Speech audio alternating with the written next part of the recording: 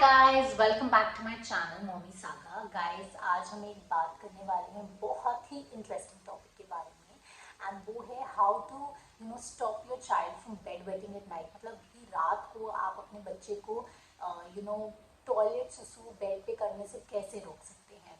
So guys, मेरे को एक चीज़ पता है कि ये बहुत ही एम्बैरसिंग हो जाता है छोटे बच्चों के लिए। वो बड़े अंडर कॉन्फिडेंट फील करना शुरू कर देते हैं क्योंकि उनको बारी बारी ये बोला जाता है कि आप ये मत कीजिए एंड फिर भी वो बच्चे बेड वेटिंग कर रहे होते हैं।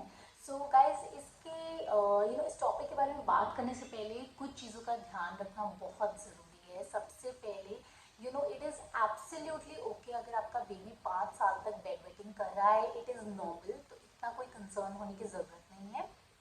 बट जब आपका बच्चा 7 साल तक बेड वेटिंग कर रहा है तो आपको डेफिनेटली इसके बारे में कंसर्न लेना बहुत ज़रूरी है। सो गाइज, मैं आपको बताना चाहती हूँ कि 15% बच्चे by the age of 5 bed wetting करते हैं।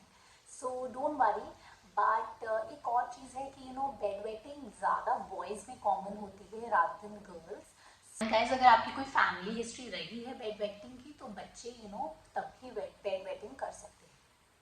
गाइज, रीज़न कि बेड वेटिंग होता क्यों है, एक बहुत ही इम्पॉर्टेंट मेजर रीज़न है कि बच्चे बहुत ही डीप स्लीप में होते हैं एंड उनको बहुत ज़्यादा गहरी नींद आई होती है और वो नहीं उठते टॉयलेट करने के लिए।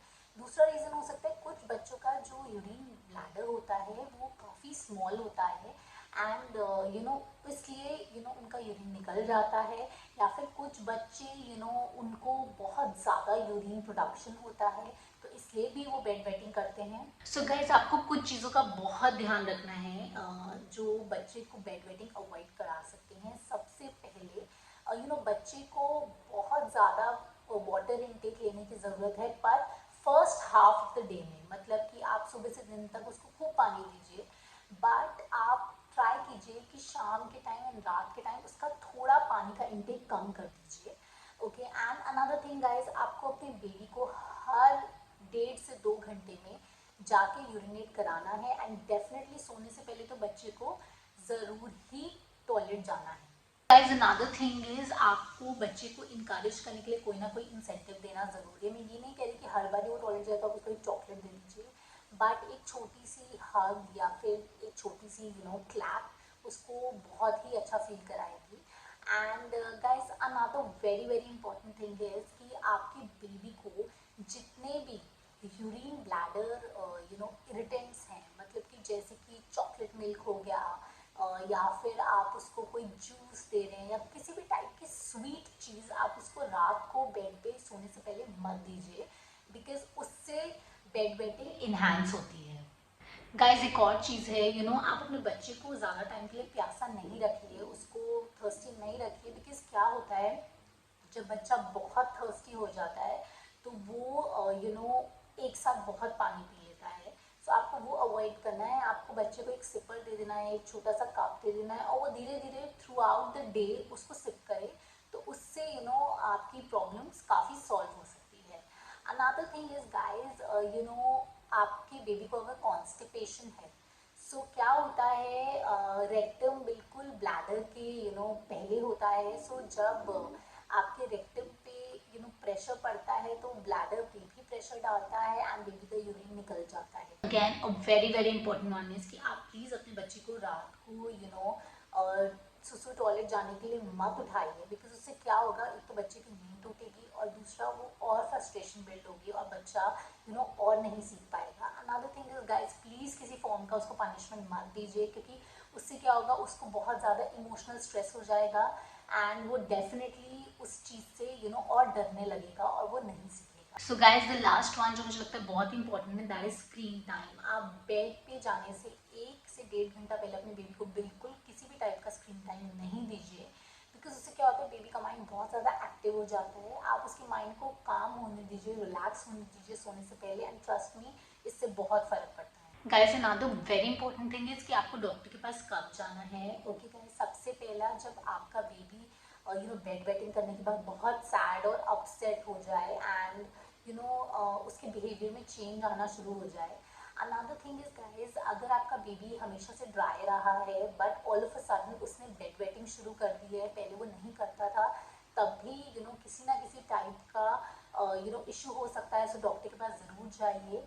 अनदर थिंग इज, आपका बेबी इवन डे टाइम में उसके साथ वो बेड वेटिंग कर रहा है या वो उसका सुसु यहीं निकल रहा है बाहर, टॉयलेट से बाहर, सो तब भी आपको डॉक्टर को कंसल्ट करने की काफ़ी ज़रूरत है। एंड गाइज, अगर आपके बेबी को किसी टाइप का बर्निंग सेंसेशन है, दैट मीन्स उसको यूरिन इन्फेक्शन हो सकता है, सो आप प्लीज़ डेफिनेटली डॉक्टर के पास ज़रूर जाइए। एंड जैसा कि मैंने आपको पहले बताया था, अगर आपका बेबी 7 ईयर्स तक भी बेड वेटिंग कर रहा है, तब भी आपको डॉक्टर के पास जाके कंसल्ट करने की ज़रूरत है।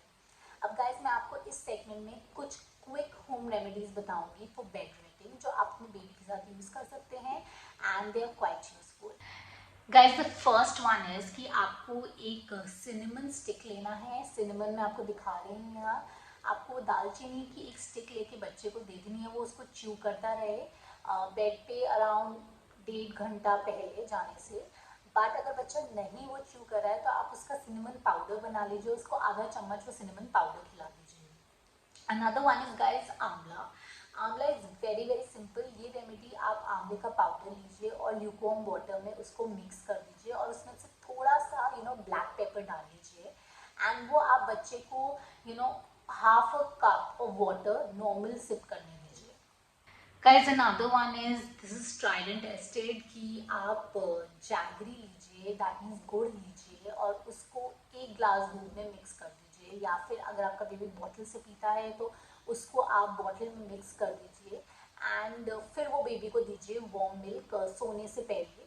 एंड ट्रस्ट मी, इससे बेड वेटिंग बहुत रिड्यूस हो जाती है। सो गाइज, आज के लिए बस इतना ही। अगली बार हम फिर मिलेंगे किसी नए टॉपिक के साथ, but please guys don't forget to like, subscribe and leave a comment on my channel. और अगर आपको कोई भी क्वेरीज है, जैसे कि मैं आपको हमेशा कहती हूँ, please leave it on my Instagram. You can DM me, you can personally chat with me over there and you can actually ask all your queries. So guys, अगली बार हम फिर मिलेंगे किसी नए टॉपिक के साथ, and here's Momi Saga signing off. Bye bye.